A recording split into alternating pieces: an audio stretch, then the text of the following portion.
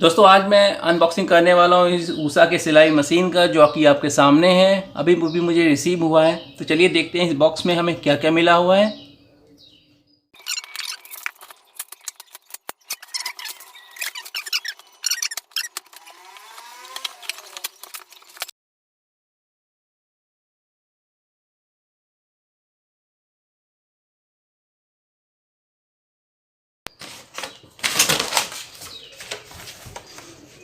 एक मैनुअल है जिस पे लिखा हुआ है किस तरह से आप इस बॉक्स को अनबॉक्स करें।